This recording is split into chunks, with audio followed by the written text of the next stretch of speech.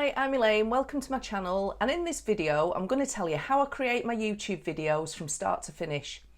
I'll give you the information step by step, and later I'll give you my strategies to become invisible across all of your platforms. So let's start with the first step.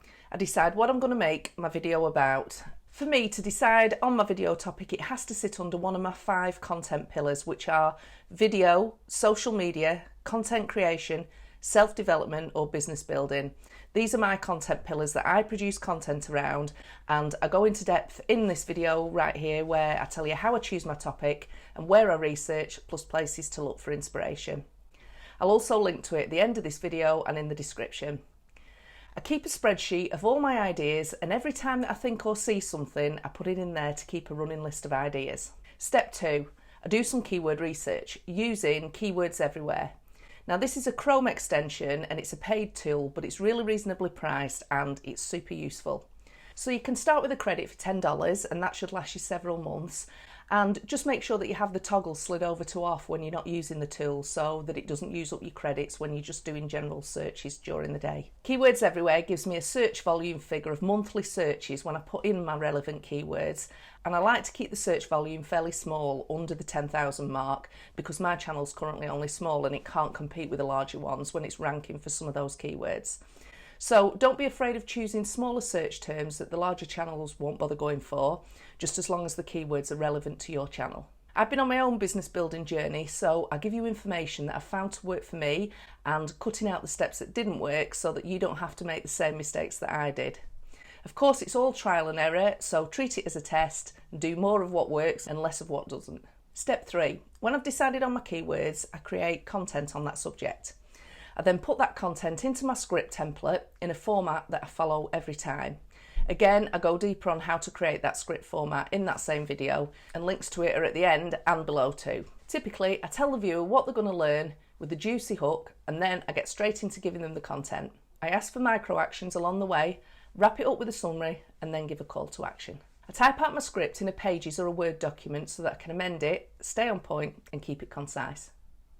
When people ask me how long should the videos be, I generally say keep it under 10 minutes if you can, but your videos should be as long as they need to be to give all the relevant information and value without fluff and fill, so if it takes longer, so be it. Step 4, when I'm happy with what I've written, I'll read it out and I'll get a rough time for how long it takes, which I record that with the stopwatch on my phone. This just gives me an indication as to whether I should split the video up into 2 parts, or if I feel it's too long, or add other relevant information if I think it's too short. Step 5, I then copy and paste the script into my teleprompter app on my phone. This is a free app for up to 750 words I think, but the full version isn't expensive, and that way you're not limited to the length of your script. So I like to use the teleprompter videos because I stay on point, I don't waffle off on a tangent. There's no right or wrong, whatever you prefer to do. The teleprompter does take practice like anything, but see how you go with it. Give me a yes in the comments below if you fancy having a go with a teleprompter, or if you think something's more suitable, let me know what works for you. Step number 6, I decide where I'm going to film, inside or out, and I prepare my background. I then wear comfortable clothes, put on some makeup, and I brush my hair. I prepare my equipment and get it all ready to use, and I've listed my equipment below that I use in the description. I film my videos with my smartphone for ease and speed because for me it's about creating content and getting the job done, and I don't want any more roadblocks than there are to stop me from being consistent.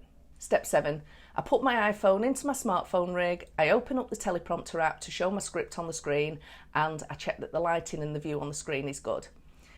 I'll give you my 10 tips to filming like a pro with your smartphone in my free guide, and you'll find the link to that below in the description. This guide covers camera settings, audio, lighting, framing and much more, so grab that before you start. Once I'm happy with the view, I hit record and film as I read the script. And the beauty of the teleprompter is that if you make a mistake, you can always roll the words back and set off again. I tend to record the script over 2 videos so that when I send the video to my desktop to be edited, the file's not too large and it can be sent quickly. Depending on the size of the files, I'll either airdrop them or I'll send them by using WeTransfer, which is free to use for sending files up to 2 gig. Step 8, editing.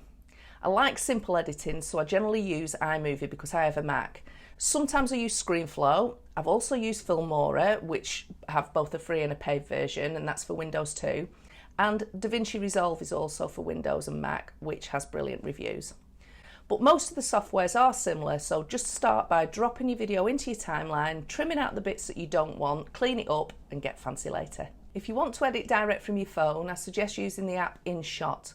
I use this a lot, especially for social media videos, and Adobe Rush also has great reviews, and both have a free version and are available on iOS or Android. Step 9, when I'm happy with my video that it's ready for YouTube, I upload it to my YouTube channel. I then give it a title that piques curiosity to click. I put in the keywords as tags and in the description and any other relevant links that I've mentioned in the video. I upload my thumbnail and then I make the video public. Step number 10, now to get seen everywhere. So within the first 24 to 48 hours, I want to drive as much traffic as possible to my video to boost the YouTube algorithm. I first send a link to this new YouTube video out to my email list, and I also create a blog on my website using the script that I've put on the teleprompter and embedding the YouTube code into my blog to show the video on there too. I then make teaser videos using parts from the video to add to my Instagram stories and onto my feed. Each post encourages the viewer to go and watch the video, and then I tell them that the link's in my Instagram bio. I can then make a reel for Instagram too on the same topic, and I also post the video as teasers on Facebook using the YouTube link. I sometimes post the video natively to Facebook and IGTV a couple of weeks later, depending on the content of the video. I then make posts in Canva using quotes from the video or relevant comments, and check out this video here for more scroll-stopping social media ideas to create in Canva. And you can also create tweet quotes from the video if Twitter's a platform of your choice as well. I make a video pin in Canva for Pinterest. Check out this video here where I show you how to do that and the crazy results that I got from doing it. And I use sections of the video for Facebook ads when relevant. And if you wish, you can strip the audio out from your videos and create a podcast or audio files. So to summarise, number 1, I come up with a topic. Number 2, I do keyword research. Number 3, I write out a script. Number 4, I time myself to see how long the video is. Number 5, I put the script into the teleprompter. Number 6, I prepare to film. Number 7, I film and I send the recordings to my desktop. Number 8, I edit the videos. Number 9, I upload to YouTube. And number 10, I create content and drive traffic across all of my platforms back to my YouTube video. This may sound like a lot of work, and yes, it does take time and effort, but when you get a system going like I have, you streamline it and you get slicker the more that you do. If there's one thing that I could change going back, it's that I should have started sooner using video to grow my business, because the effort is really worth it. So if you want to get started creating videos for your business with your smartphone, then grab my free download, 10 tips to filming like a pro with your smartphone, and the link is below in the description, and that will get you started today. These other videos here will also help you, so click and have a watch of those. If you like this video, hit that like button and subscribe to be notified when I create more videos, and I'll see you in the next one.